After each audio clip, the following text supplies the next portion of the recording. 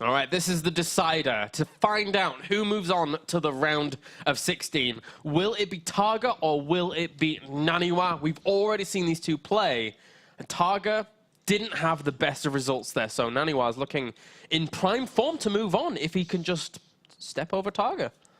Before you work out, Kalaris, before you do any physical activity, you have the phase called the warm-up. Yes. The first game of the day, the first workout of the day, the first sport of the day, you're a little bit cold, the muscles aren't really working properly. It's true. And keep going. I'm just trying to say, basically, that Targa had to play the first game of the day here. Yeah. But now he's got a bit of oil in the works. All right. He's warmed up. He's been warming up for 3 hours and 40 minutes. But he's ready. And this is the time that I would love to, on the side of me, go like this and grab a can of Foster's and say, Aussie, Aussie, Aussie for Targa. But I don't have that, and I won't say that, because he is from Norway. I sincerely hope out there was a lot of Australians watching. There was a lot of Australians that it's like 5 a.m., they're all drunk. Like, oh, Apollo with that Foster shenanigans again. But, you know, he's doing Australia proud here today. Targa, of course, studied a long time ago in Australia. But does he now have what it takes, in all seriousness, to beat NaNiwa? Do you think he can do it? With the style we've just seen, that I think he'll bring into play in one of the three, if not all of the three games. Do you see that aggressive play working against NaNiwa, who is the expert over Todd in this scenario on how to play this matchup? Because now it's like you've beat one play, but now it's the expert class. I think NaNiwa in this matchup is a full package. I think he can deal with whatever's thrown at him, and arguably he can also throw back at his opponent equal amounts of aggression. Very, very well calculated amounts of aggression. We saw it in the first series. So I don't know whether this will work for Targa. It's going to be so hard to pull off. All right, well, we'll have to find out, guys, because it is now ready to begin the final map of the final game of Group A. I don't know who's going to win. I don't have any predictions. Let's just find out which way this is going to go. Is it going to Norway or Sweden? Find out. We shall find out. Let's jump in as we have. Spawning up to the top left-hand corner are Blue Protoss, representing the Alliance in Sweden. He is NaNiwa. And down to the bottom right, we have our Red Zerg, representing Norway. And Dignitas, he is Targa. Targa's got a difficult task, for sure. There's no doubt a difficult task. But NaNiwa's changing things up already. Imagine now, oh my god, I almost ripped my headset off my head. Sorry. Imagine now if we saw a cannon rush. Blind cannon rush coming from a player who tries to go 3-hatch, who tries to counter-build NaNiwa, and we've seen it time after time after time. Imagine that. Wow, actually, that would be really cool. Really cool. But at the same time, Targa, he could be on certain extra levels and be like, I know that you think I might do this, so I'm just going to play spawning pool, but I don't think he will do.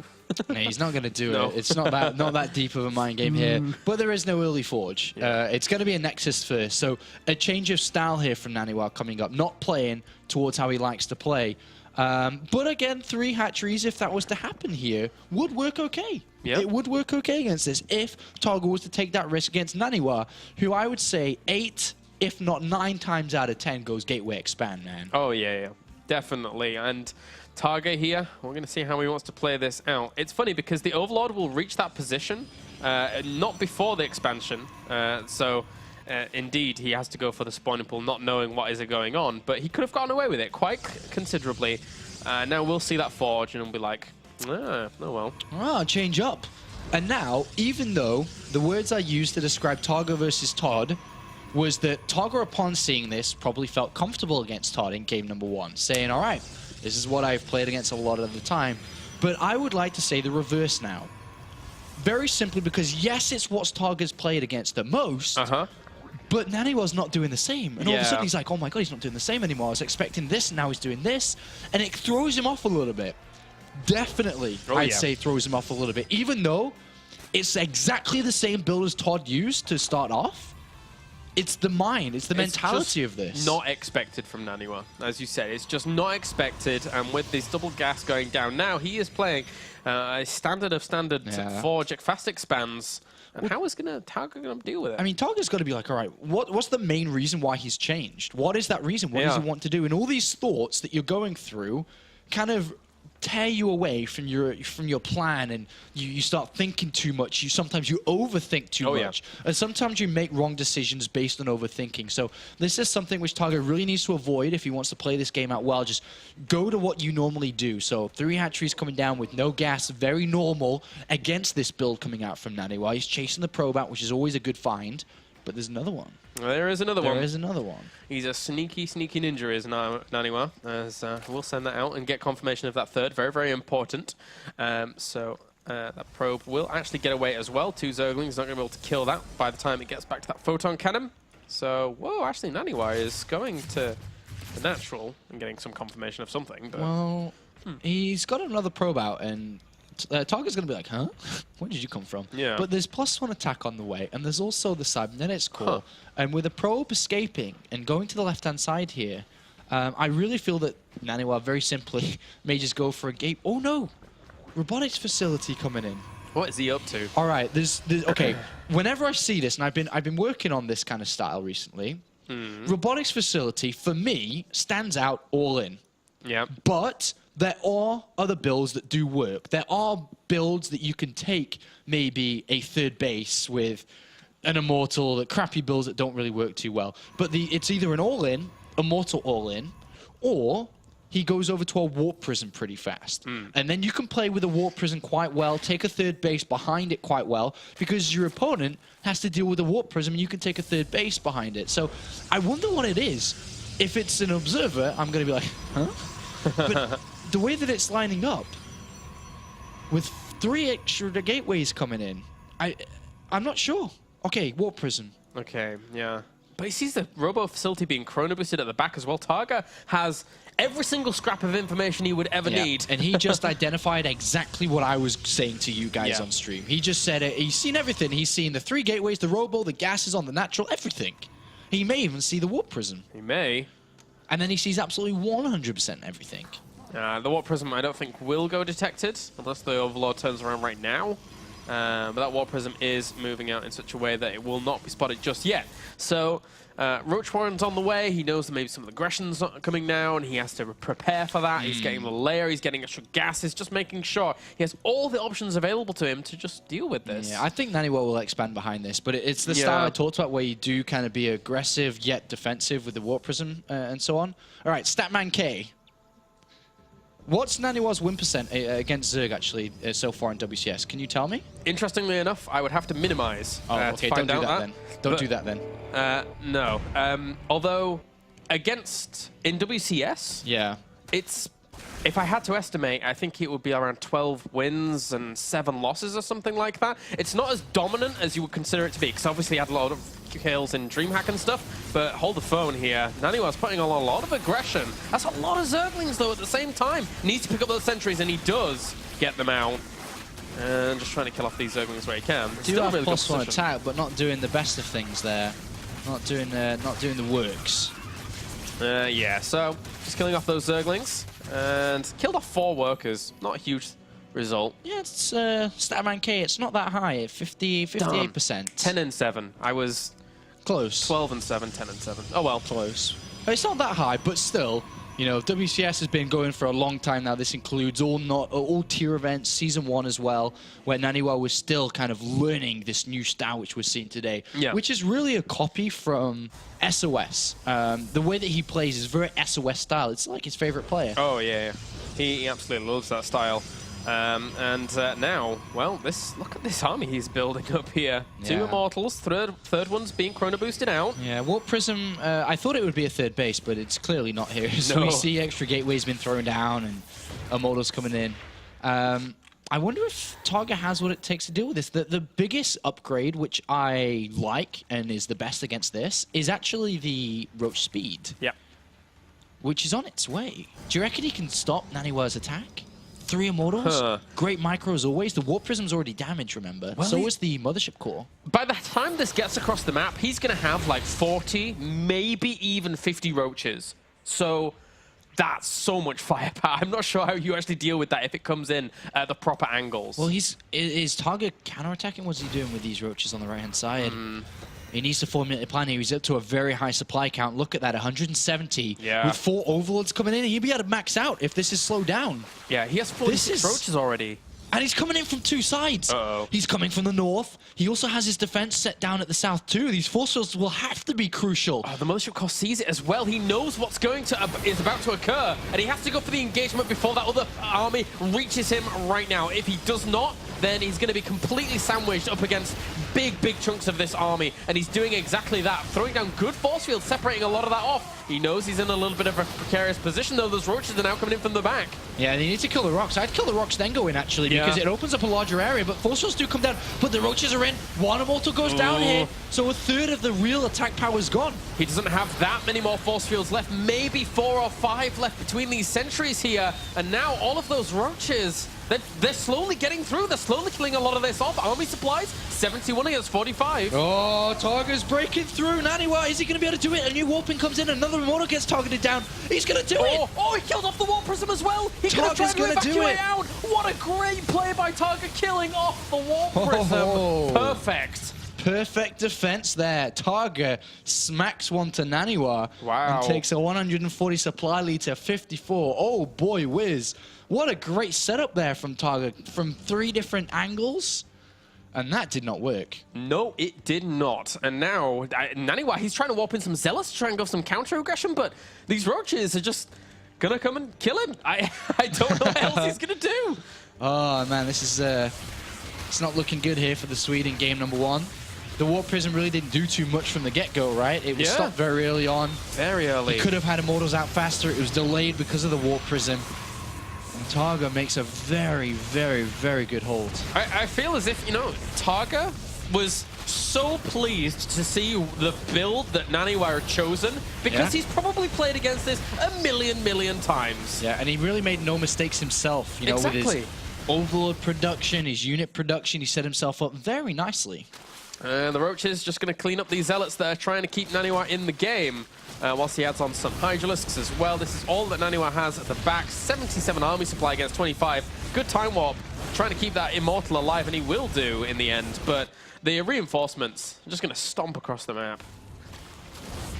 Yeah, this... I mean, Hydralisks ain't no thing. Yeah, I mean, with Hydralisk now coming in, +1 attack going to be there for them as well. I mean, that's one of the biggest things I've noticed from a lot of Zerg players in recent days. 1 Evolution Chamber, man, it helps so much. There used to be a day where people used to get 2.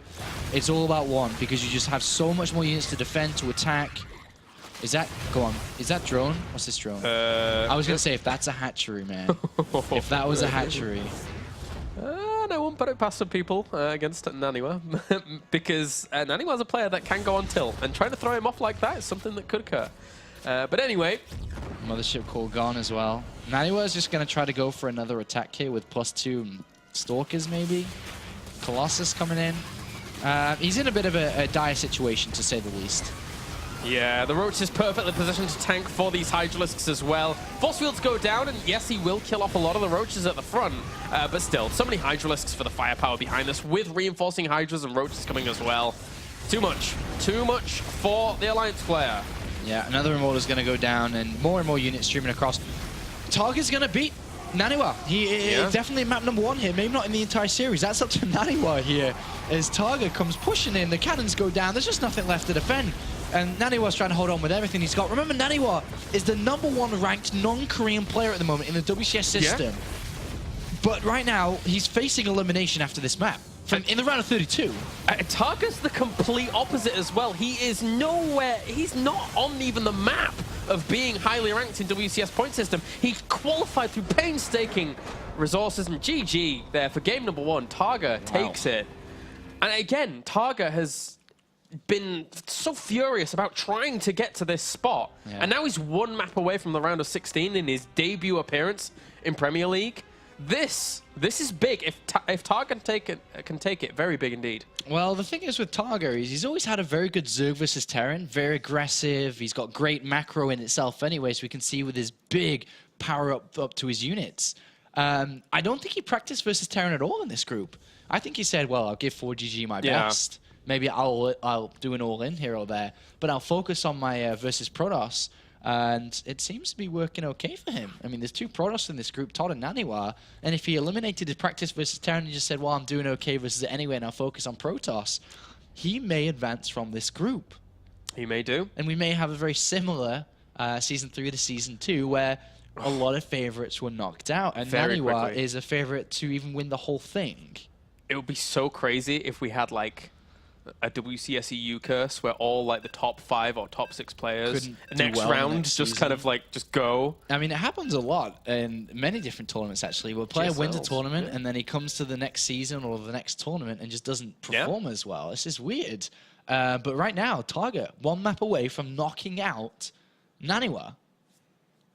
It's crazy stuff. It's crazy, but it could occur because Derelict Watcher is our next map. And then if we go into a game number 3, then it will be Polar something or other. What's it called? Nights. Polar Night. There you go. That one. All right. Okay. So let's get into game number 2. See if the Norwegian can take it 2-0, or if our Swedish player spawning down in the bottom left can tie up 1-1. Representing the Alliance, he is NaNiwa. And up to the top right, we have our Norwegian player, currently 1 game up. He is Targa. NaNiwa. Now, I bet that was the sound NaNiwa made. Well, probably not. Actually, it was more like... Grrr. As, all right, back to basics for NaNiwa here. No funky strats, no Nexus first and going into something else. It's back to what he knows best, which is gateway expand into, depending on what Targa does here, probably fast Stargate, but could be additional gateways beforehand. Targa, though, will feel this out very nicely. Both of these players know each other's style. That's the best part about this. We know their styles. You know, we know Targa likes a lot of units. We know NaNiwa likes a lot of void arrays. That's the styles, guys. Yeah, if any of your friends ever ask, if you were to describe NaNiwa's playstyle, what is it? Say void arrays. Void arrays. Nowadays. Defensive void arrays. In this matchup, at least, it works out very nicely. Although, he hasn't really done a whole lot of it today in comparison to what I was expecting. Yes. I was expecting it every game. I am expecting it from every game from now. Oh, yeah. This game and the next game, because he knows that's his strategy. He doesn't want to overuse it because people just get used to playing against it and deal with it. But I definitely feel that I don't think he's going to go over to, like, how he played versus Targa originally was Templar Archives play. Archons, Zealots. Yes. Because we saw Targa go for heavy Zerglings to try to counter NaNiwa's build. So let's put a hashtag mind game out there for you. What happens now that we know, and maybe Targa knows, that NaNiwa is going to play his normal go-to build, Void Rays? Does Targa now go back to heavy Zerglings upon knowing that his opponent isn't going to try anything like Zealot Archon again? Does he go 1-1 upgrades for his Zerglings to try to deny that third for as long as possible? I think he kind of has to. You know, it's a very good style against what NaNiwa plays. He's got NaNiwa pinned against the corner. NaNiwa's not going to kind of cheap out on this game. He's not going to cheap out. If you do, you die. So NaNiwa has to go back to what he knows, and then likewise, Targa's like, right, I've got him pinned. He's got to scramble. He's got to do something about this. Yeah. This is tense, man. Because remember as well when we talked about how important the WCS points are for this season. NaNiwa is in a position. NaNiwa is in a position where he needs these points. Yes. Of course, he's in the top 16 right now. But he may not be if he's out in the round of 32. Look what happened to TLO, Stefano, Demaga, 4GG. After losing in Season 2, all of them fell out of the top 16, even though they were all in the top 16 before the season begun, just like NaNiwa is now. If NaNiwa falls out of Season 2 here now, Season 3, sorry, here now, he won't be top 16, man. It's that simple, I think. It's that big a difference. Each of these seasons awards so many points that you get those players that just kind of finish consistently in other regions and, you know, are just slowly eking forwards with the points. And if they finish consistently this season as well, not necessarily making those top numbers, they'll still gain a lot of points. So NaNiwa has to play his heart out. He cannot go out in this round. All right, well, we'll find out if that's going to happen or not, as NaNiwa has kind of seen his opponent's style so far, which is gasless. And that is the same in this game as well. NaNiwa's decided to throw down 2 extra gateways here as well, instead of a faster Stargate, because he opted for 1 gas and then a second one later on. He will follow this up with a Stargate behind it, but he absolutely has the opportunity to do a bit of damage to Targa in a very predictable location, which the pylon's gone down every single game. It's always the same place. Always the same. Just outside that third, a little bit south by the smoke. Always the same. Targa's already got Lings on the way. NaNiwa needs to do, well, doesn't need to, but would like to do a bit of damage. If he doesn't do anything, it doesn't matter. But if he does, he's in the lead. Yep, certainly so. He has warping in 3 Zealots as well. And this warp in has come a little bit quicker here. Targa did not find this pylon as quickly as he did previously. And even a pylon on the high ground as well. Yeah, he's definitely looking to kill this third. Right now, there's a lot of gas in the bank, but you can always play with gas at another stage. You can bank it up, it's fine. But if he continues to warp in Zealots, he may be able to destroy this third. There's a lot of Zerglings on the way, though, a lot. Exactly, a lot of Zerglings here, trying for that time warp, trying to slow a lot of this down. Speed is nowhere near completion. Still needs another 40 seconds, loses a Queen. A big pickup already. And he's going to get this. He's going to target it. He actually has to take those Zerglings now. He's sacrificing it. He realizes it's dead. He's trying to kill off the reinforcement paths as quickly as possible. But he knows it's dead. NaNiwa's trying to get the best of both worlds here. Trying to get the hatch and as many units as he can. Yeah. Targa's going to all in from this. He's building roaches. He's trying to, and, well, a lot of those Zerglings get slowed down once again. Speed is about to finish 2 seconds away, but the hatchery is going to die to a lone Zealot. Yeah, NaNiwa's just trading so efficiently now. Even if the Zerglings get in there, that's a lot of Zealots. Wow, he's only lost 150 resources worth here at the moment. And one of those was a pylon, I think, so, but anyway. And now the roaches come in, but the Zealots have done so much. The hatchery's gone down. It's just simply 3 gateways, consistently warping in Zealots. It's so simple. It's so simple. And it's worked. It's worked considerably. Look at how cost-effective he's been with these Zealots, killing off a hatchery, killing off a mountain of Zealots. Yeah, he has to roll in from here with roaches. There's like no way he can play from behind from this mission, so the roaches go across the map. I know. But there's already a Void Ray. There's 3 sentries, 4 sentries. 1 Void Ray is just like, hi guys. Hi, would you get out the game, please? Would you please just get out the way so I can go to another round of 16? Targa, please. Targa. Targa's like, oh no.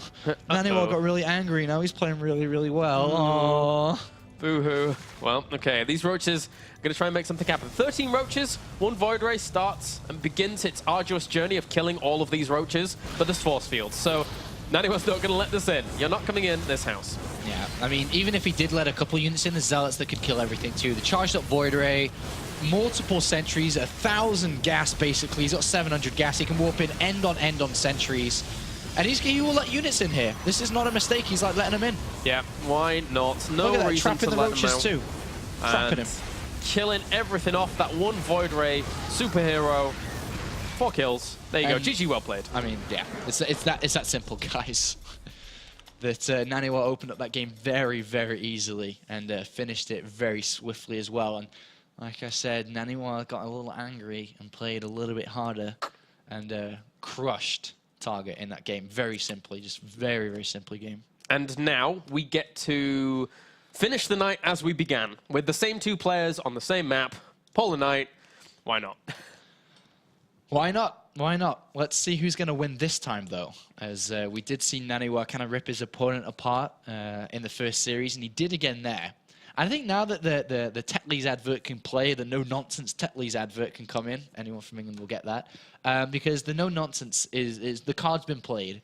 Game 1 was a bit of nonsense, messing around a little bit, trying something a little bit different, and now that's out the way. It's 1-1, and it's just 1 map now to decide who's 3rd place in the group and who is 2nd and moves on to the round 16 to play live from the ESL Cologne studios. Yeah, very important, and it's not only WCS points, the money ramps up very nicely as well with each round that you pass. Yep. So both these players moving on to the round of is it like 1,000 to 1,500 for the next? It's 1,500 minimum right now they've got, and then it goes up to 2,000 if they make it into the round of 16. The points is also an extra 100 points, WCS points, which is all the difference, because right now for NaNiwa, for example, he's about 400 points away from dropping out, but with an extra 100, he moves now 500 points away from dropping out, and that will only continue to increase throughout the round of 16 if he was to do well.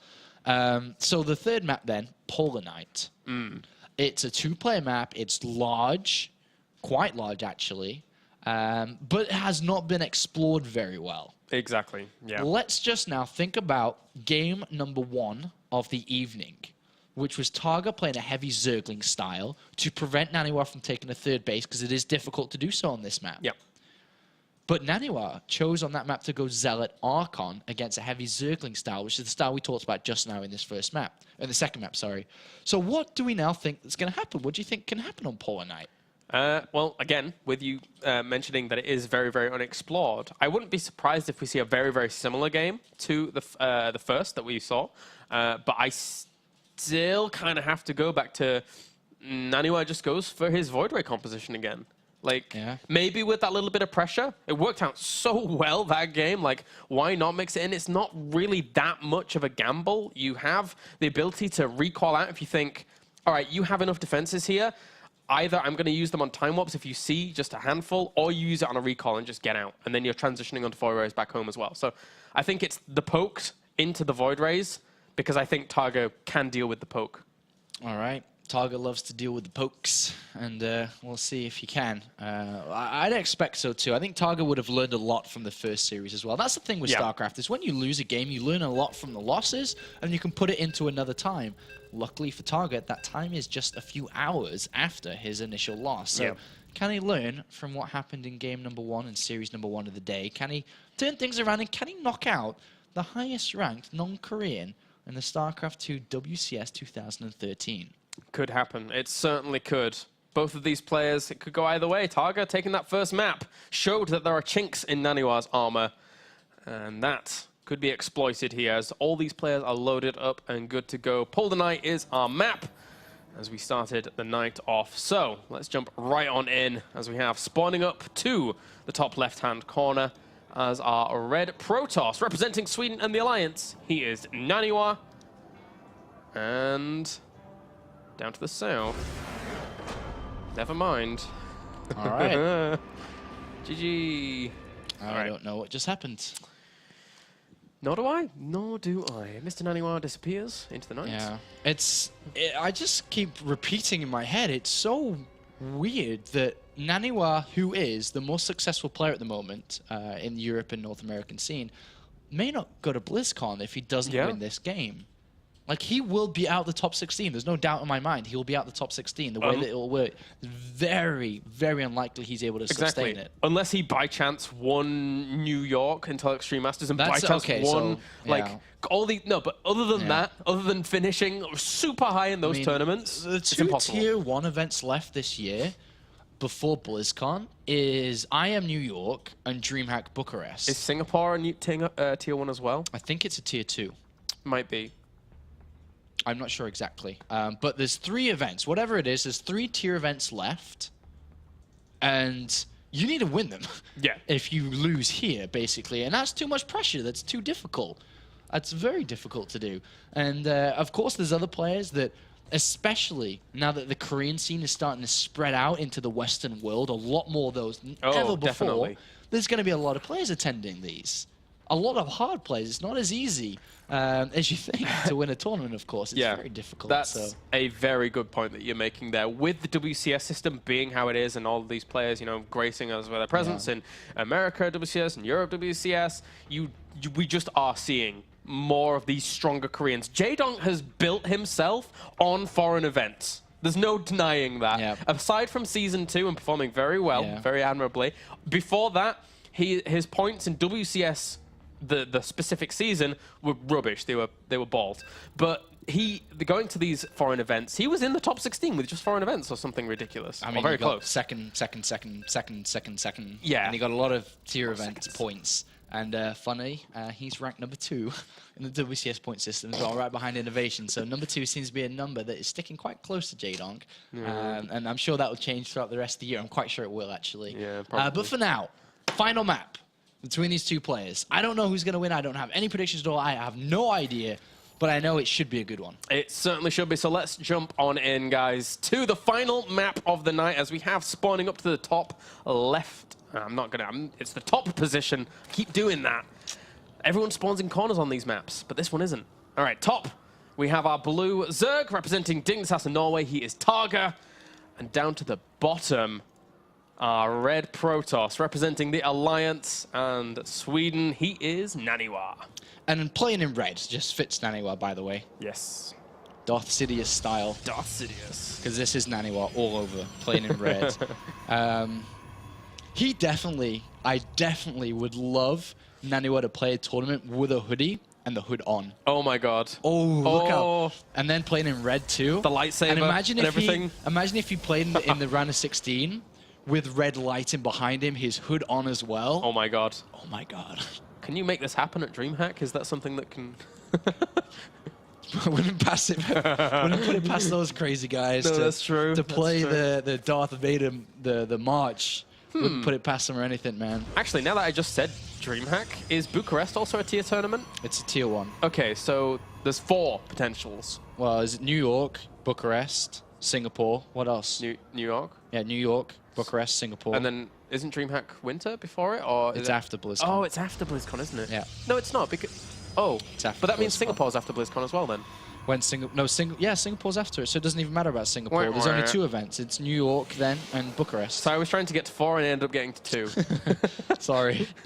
Nice. Okay. Yeah, I didn't think about the Singapore dates. So, all right. So anyway, looking at this game now, we have triple hatch like a boss, Wow. coming out from Targa. Why not? He knows NaNiwa's style. He knows his build. Knows this is strong.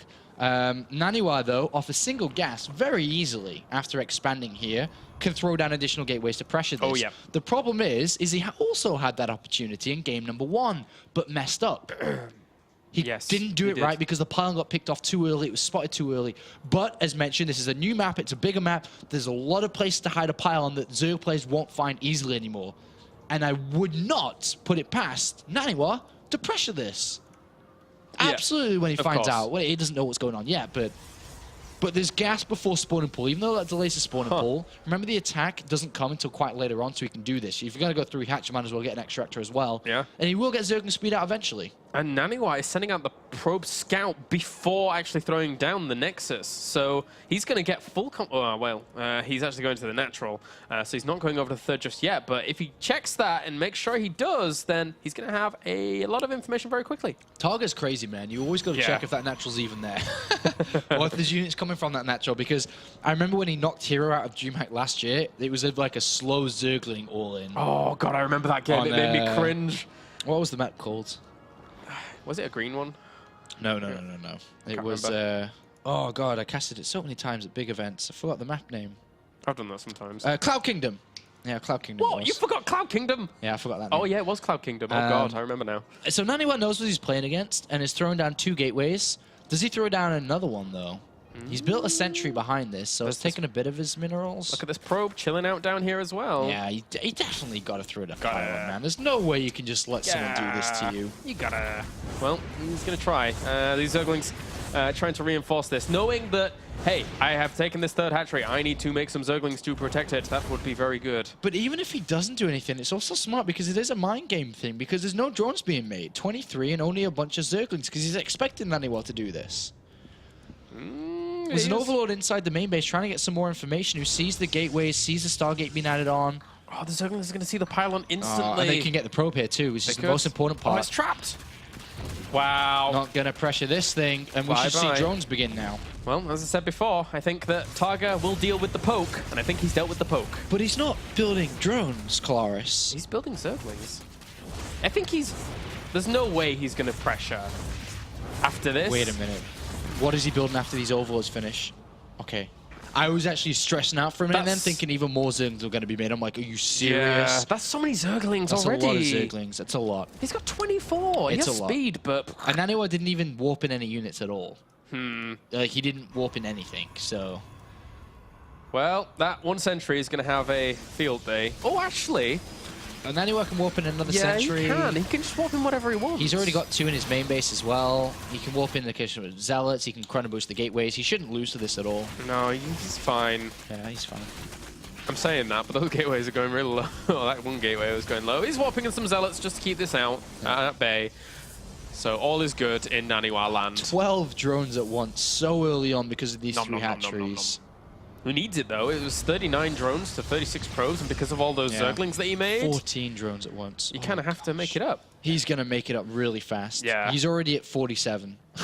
And he's about to go up even more. 8 more. Oh, boy. Kaboom. That's a lot of drones really fast. Behind this, though, NaNiwa only built 1 Phoenix, and it's stopped. I think... You know, considering the opening, maybe some less Zerglings, but if anything was going to defeat NaNiwa as an opening for Targa, this is the opening that gives Targa that opportunity to really ramp up this game and be going into that mid-game with such strength. I mean, NaNiwa's going to attempt to take a third now, very early on. Roach Warren's down nice and early here by Targa, just in case he's playing it very safe. He's got another 10 drones on the way. He's going to spot NaNiwa attempting to take his third now as well. Targa's going to play double evolution chamber. Huh. Okay. That's interesting. Is it Zergling style again? It's much later than the usual Zergling style, but every time he's got double evolution chamber, it's always been 2. I mean, always been for Zergling upgrades so far. I would love to see range. Love to see range, but there's an interesting placement on these evolution chambers as well. Right at the third, this feels really vulnerable to me. How did these Zerglings get in? Cheeky little guys. Cheeky little guys go in there and see really nothing. They just see the addition of targets coming in, which is the follow-up for this. Yeah. And it is range too. So the one really good part about Targa's build is that against NaNiwa, let's just go over NaNiwa's style, Void Rays. Defensive Void Rays. The word there, defensive. He doesn't move out for a long time.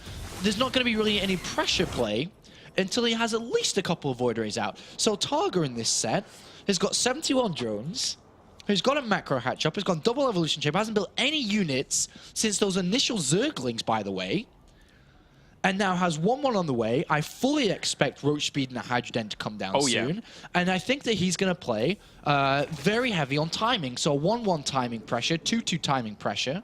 And the funny thing is that NaNiwa is going to have very little information about the abilities in terms of upgrades that his opponent's going to have, because the double evolution chamber placement... They're hidden. Yeah, exactly. They're completely hidden. And NaNiwa doesn't know if it is double evolution chamber or if it's the single evolution chamber, the aggressive play that Targa used against Todd. Yeah. So this is really complicated, you know, deep levels of understanding of how each other play are building up this game. NaNiwa has no idea. He sees units coming, and I guarantee you, he's like, all right, here it comes. Here it comes. It's the same time we did it against Todd. It's coming, it's coming. But the thing is it's a handful of units. It's not, yeah. They'll have 1-1 soon. They're going to start 2-2 soon. He's got the Infestation Pit, by the way. And I wonder if that's going to be for a Hive or Infestors. I'd actually like Infestors with the economy he's powered himself up to get. But I'd also like from Targa to take a 4th base. I'm not sure if I like the 4th base that's been taken. I prefer if he kills the rocks at the back, I think. Yeah, exactly. That's what I mean, he's got a lot of units out there, and it is hidden away, tucked away. Doesn't need to deal with harassment as much. But yeah, Infestors, I really like this. Like, the 4th base is just a hop, skip, and a jump from his main to just pressure it with Void Rays alone, or just silly things like that. I kill the rocks and take this base back here. Of course, it does delay a little bit. You have to kill a 4,000 health's worth of rocks, but Roaches sat around in the middle doing nothing here right now. Technically, they did kind of push out and pressure a little bit, maybe force some reaction, but aside from that, could be taking that base. All right, well, Targa's got 2-2 on the way, or should start +2 carapace. It's a mistake if he doesn't get that, by the way. He's getting +2 attack. It's a big mistake he's not getting that now. He really needs to align these upgrades to make his build proper smooth. But so far, NaNiwa's starting to get a bit more. Okay. I've got my Void Rays coming out now. Yeah. And he's got quite a few of them. He's got a pylon forward. He's got quite a lot of units now. His Twilight Council is kind of late, but remember, NaNiwa's like on 3 gateways still. Just remember that. He's got 3 gateways. He's just got 3 gateways, 3 Stargates. This is a bit of a pressure to see if he can do stuff. And Targa, how are you going to react? He's Targa's at 187 supply, man. I cannot stress how well he's playing with his overlords and his unit production. It's very, very well done right now. He's max. I mean, it's one thing to max out at like the 13, 14 minute mark with roaches or something like that. So many queens as well. Exactly. He has such a great composition. And 2-2s on the way as well behind it. It's a crazy composition, but it's very, very formidable. Yeah, I mean, there's going to be a couple of fungals ready soon, too. Imagine that. Imagine if he kills the Mothership core. I think there might have to be a recall here. I certainly think so. Ooh, well, the force fields divide up quite a bit of that army. Nice fungal on those Void Rays. How much can he do? That ground army's not substantial. There's that recall I was talking about. So important. Get out of there. Yeah, but is he going to be able to hold on? Look at this. The swarm is coming, Kalaris. There's a lot of units. They lost a couple of Void Rays there. If you look at the units lost tab, NaNiwa's lost more than his opponent so far, who was powered up very strong so far. Can Targa do this? Can Targa knock out NaNiwa here? He's got a great economy. He's going to have great upgrades momentarily with +2 attack about to finish. Look at NaNiwa's army. There's only 6 Void Rays. It's 123 supply against 70. He doesn't want to lose these units, though. Targa, you want to pull back? Units slipped away from those force fields there, there, too. Queens. Look at these queens marching forwards. Tempo Archives isn't ready. Can't feed back him. Oh, he needs the fungals on this as well here. He has a lot of energy for those fungals on those two. NaNiwa just, Targa just knows NaNiwa's style. He may have his number. Oh, these queens going to try and keep this army alive for as long as possible. Great force fields by NaNiwa, but can they hold on? Because these queens pressuring, they're never going to die. They have so much energy for transfuse. The Void Rays, they're not going to kill them. NaNiwa is dying. NaNiwa is dying. He is down and out, and Targa is going to eliminate NaNiwa from Season 3. I cannot believe what we are seeing. 199 supply to 48. Targa from Norway has done it. GG is second place in this group, and NaNiwa is knocked out of the WCS Europe Premier League in the round of 32, the first round of this event. What on earth? Targa playing a fantastic series here, 2-1. And that game, as I said at the very beginning, he had the prime opportunity to clinch that game by the throat with the opening he had, denying that poke that we were saying before. Played it out so well. NaNiwa, where the gold mine of points is knocked out. He now needs to be able to stick in the top 16. We talked about it before. There's 2 Tier 1 events left this year. He actually has to now call up his manager, Alex Garfield, and be like, buddy, get me on the first plane of Bucharest now. He needs the points. It's 2 weeks away. It's less than 2 weeks away. Like, he needs the points now. But Targa has just pulled a major upset. I think all predictions were for GG and NaNiwa coming through, but NaNiwa in third place. Why does this keep happening to us? It's absolute craziness. But what was the first upset that we had in that first day of Season 2? It was like TLO going out or something on the lines. Something crazy. Yeah. But it just keeps happening, man. We keep having these upsets, and I'm actually looking fully. I think it was TLO, but wow. Anyway.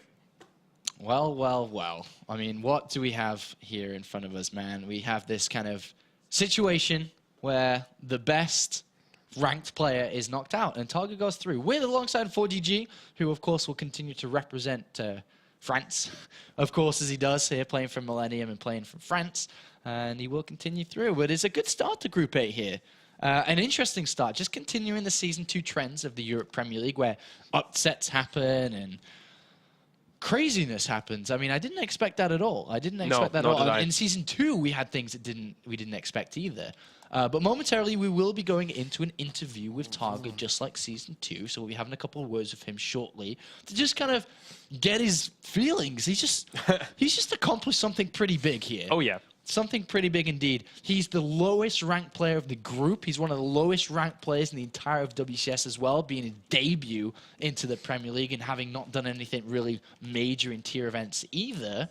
So this is big for him. And the funny thing is if, for example, let's just put it out there. I know it's really deep on what we're saying and thinking, but if Targa was to win Premier League, was to top 2 season finals, he's actually top 16 now. It's actually possible to do so with the amount of points on the line. It's a lot. You get 1,500 from Tier 1 from this, and I think it's 3,000 for first place at the season finals. That's 4,500 in one season. That's like up there. That's Third. like third place straight away. If you were able to win both of those. So Targa just does it all. just Targa does it all. The year of Targa happens, where Targa finally just goes crazy and is able to do this. So, all right. well, what kind of questions are we going to ask Targa? I don't know. I've got plenty. Okay. I'm on it. Okay. All right. Okay, guys. We're going to go to a short commercial break, and then when we are back, we are going to have an interview with the victor, Mr. Dignitas Targa.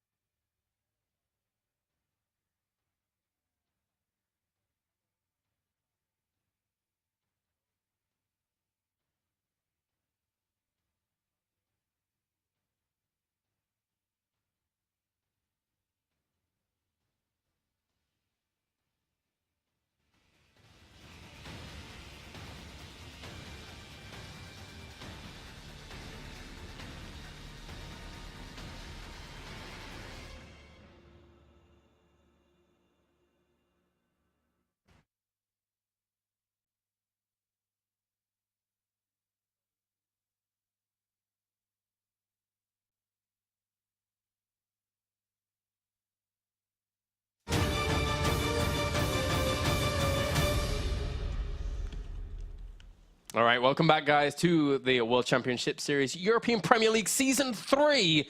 We are on the line with none other than Targa himself. Targa, how are you doing, man? Pretty good now. That's about it. I can imagine so. Okay, so my first question is, coming into this group, obviously you had NaNiwa to prepare for as your first opponent. Did you know thoroughly NaNiwa's play style, and how did you prepare in response to that?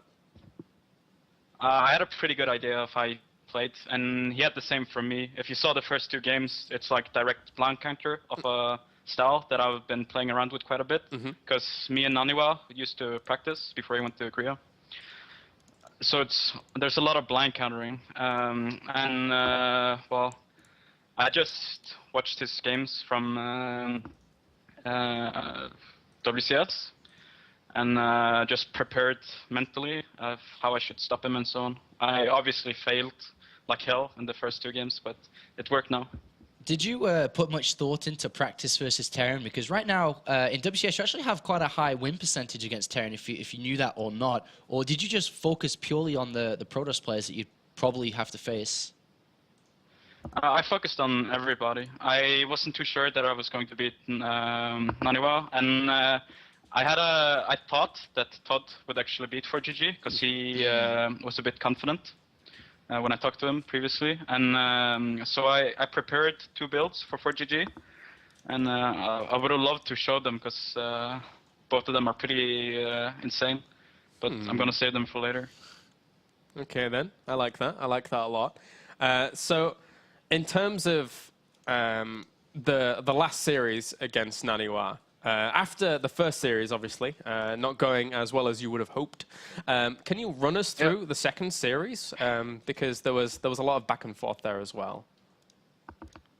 Well, the first game on Belcher, he was doing like the warp prism immortal. I played tons against it, so I knew exactly how to stop it. Yep. And on the second game, I thought he was gonna fake like a 3-gate pressure, and just to get me to overcommit on units. So I was very hesitant to making units. Like I really wanted to make drones, but yeah, he just tricked me. And the last game, this style that he's been playing it for quite a bit, and obviously all the Protosses start copying it. And MC was copying it when I played him on the European ladder. And after the game, he asked me if I wanted some tips, because I was obviously struggling against it. And well, he just told me make roaches, queens, and infestors, and it's almost impossible for the Protoss to stop if you attack when you're maxed out. So yeah, I was really happy that MC gave me that tip. Yeah, it looked really convincing in Game 3 there. Yeah. So you made it through, so of course congratulations to the round of 16 in your debut of the Premier League. Coming into WCS Premier League, did you like have any self expectations, or is it like step by step? What's your thought process when it comes to that? Well, I'm a pretty arrogant guy, so I want to at least go round of 8.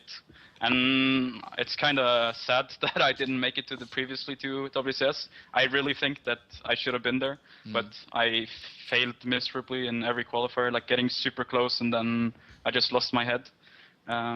So this time it went better. So you've played a lot of this WCS, and in the qualification, a lot of it online, or all of it online, should I say. Yeah. When it comes to playing in the round of 16 offline, does that affect you at all? Is it completely fine? How are you approaching to playing offline in the studios face-to-face to your next future opponents? It doesn't really affect me. It's actually a positive, because I will have a better computer, better ping, and so on. Because at the moment I'm at home in Norway, and I don't have the best computer, and the internet is really bad. Doesn't Norway have as good internet for me, as it's Sweden? all positive. No. No? Norway has bad internet? Not as good as Sweden, nowhere near, I don't think. Well, the area that I live has really bad internet. Okay. All right. Well, any last questions, Sean, before we wrap it up? No, I'm good. Cool. Any last words, Targa, before we send you off into the night? Yes. Sorry to NaNiwa, I guess, because I ruined his chances of getting to BlizzCon, I think. That's at least what people are saying on Twitter. Maybe. And yeah, big shout out to Dignitas, of course. And again, I want to thank MC for giving me the tip. Are you playing at any events coming up, by the way? Or obviously you're playing in WCS. Do you plan on going to Bucharest? Okay. Yeah. Awesome stuff. So we'll see him very soon as well as the round of 16 later on. So congratulations, Targa, once again, and we'll see you later. Thank you. All right, bye. Cool. So that is Targa, ladies and gentlemen, the man who just exploded the internet. Yeah. He did pretty well for himself. He did very well for himself. And that wraps up Group A, Week 1, Day 1 of the round of 32. We'll be back tomorrow, though, with Group B. And I actually quite like Group B. I don't think I like it as much as Group A. Today was a really special group, I think, because it was really close. I knew that upsets could be happening. But tomorrow's group has the reigning European champion in it. Oh, it does. It does. Duck Duck, he won all of our hearts during Season 2, and he goes up against Happy, Sase, and TLO. Three players that are very, very hungry, as they've all had interesting roads in the past season, at least. Happy, the most consistent, being in each season so far. Duck Duck, the reigning champion. Sase makes his return back to the Premier League after being absent in Season 2. And, of course, TLO is back once again to fight to see if he can continue and extend his run to get the points, because he's not too far at that round of 16 either. Yeah, I'm sure a lot of people here want to see TLO advance onto the round of 16. When I say here, I mean in this general area that is Germany, as they would like to cheer him on during that round of 16. But also don't forget, guys, right after this, I think maybe in an hour or two, there is WCS America Challenger League going on. And if I can remember the players correctly, it's Neeb, Drunken Boy, Hello Kitty, and Vibe. So make sure to tune in to WCS America as well. That's right. So that does it here in Europe for tonight. We'll be back tomorrow at the same time, same place, 6 p.m. local time here in Germany. See you then.